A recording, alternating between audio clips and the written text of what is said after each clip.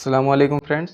आज हम बात करेंगे हाबिल और काबिल के बारे में, और काबिल ने हाबिल का कत्ल क्यों किया था उसके बारे में हम पूरी डिटेल्स में बात करेंगे।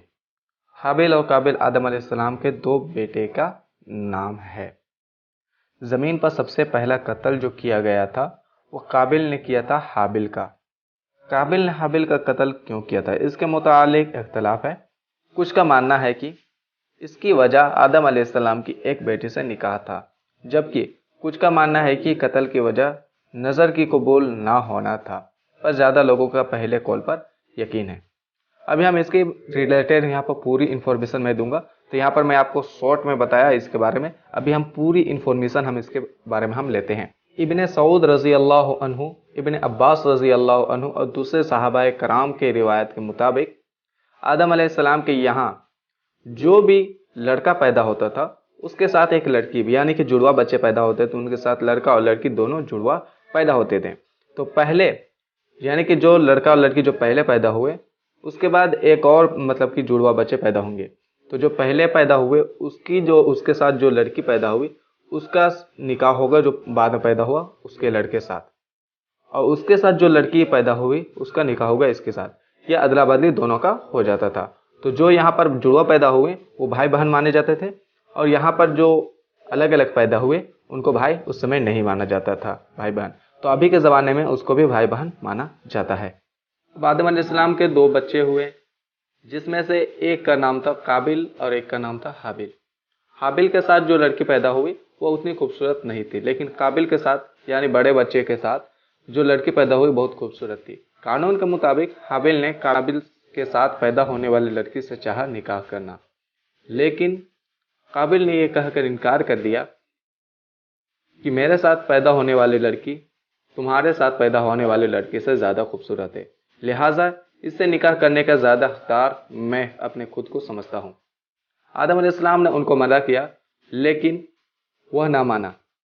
आखिर यह फैसला हुआ कि वह दोनों खुदा के नाम पर कुछ नज़र पेश करे, जिसकी नज़र कबूल हो जाएगी इसका निकाह उससे कर दिया जाएगा। हज़रत आदम अलैहिस्सलाम उस वक्त अल्लाह के हुक्म के मुताबिक मक्का शरीफ ले गए थे।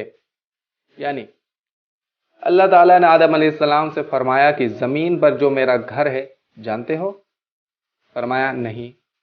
हुक्म हुआ कि मक्का में है, तुम वहीं जाओ। आपने आसमान से कहा कि मेरे बच्चों की तू हिफाजत करेगा, उसने इनकार कर दिया। फिर ज़मीन से कहा, उसने भी इनकार कर दिया।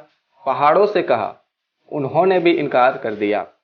फिर काबिल से कहा, उसने कहा हाँ मैं मुहाफिज हूँ, आप जाइए। वापस लौटकर खुश हो गए।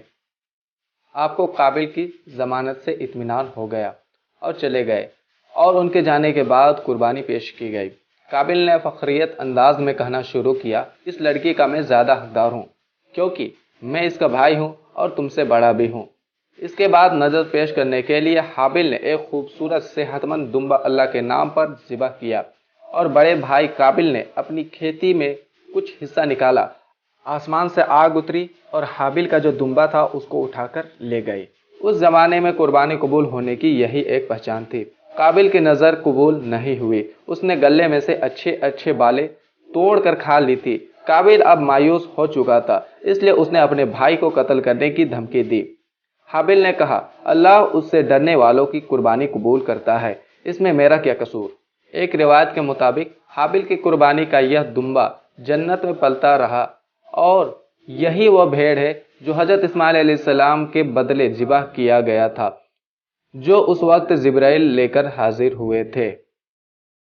एक रिवायत में यह भी है कि काबिल ने अपनी खेती में से निहायत रद्दी और बेकार चीज़ें मरे दिल से अल्लाह की राह में निकाली थी, जबकि हाबिल ने बहुत ही खूबसूरत मरगूब और महबूब जानवर खुशी के साथ अल्लाह की राह में कुर्बान किया।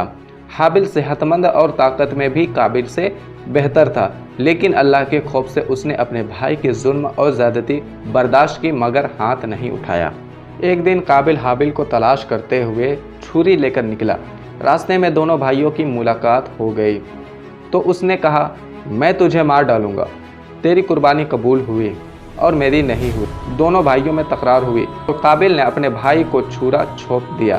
हाबिल कहते रह गया कि खुदा को क्या जवाब देगा। اللہ کے یہاں ظلم کا بدلہ تجھ سے بری طرح لیا جائے گا، لیکن اس نے اپنے بھائی کو بے رحمی سے مار ڈالا۔ اس کے سلسلے میں اور بھی کئی روایتیں بیان کی گئی ہیں۔ ایک روایت کچھ اس طرح سے ہے کہ حابیل نے جانوروں کو لے کر پہاڑوں پر چلے گئے تھے۔ قابل انہیں ڈھونڈتا ہوا وہاں پہنچا اور ایک بڑا بھاری پتھر اٹھا کر ان کے سر پر دے مارا۔ اس وقت سوئے ہوئے تھے۔ کچھ مفسرین کا کہنا ہے کہ قابل نے ایک درندے کی طرح کاٹ کر اور گلا دبا کر حابیل کی جان لی۔ اور ایک روایت یہ بھی ہے کہ جب شیطان نے دیکھا کہ اسے قتل کرنے کا ڈھنگ نہیں آ رہا تو اس مردود نے ایک جانور پکڑ کر اس کے سر پر دے مارا۔ وہ جانور اسی وقت مر گیا۔ یہ دیکھ کر اس نے بھی اپنے بھائی کے ساتھ یہی کیا۔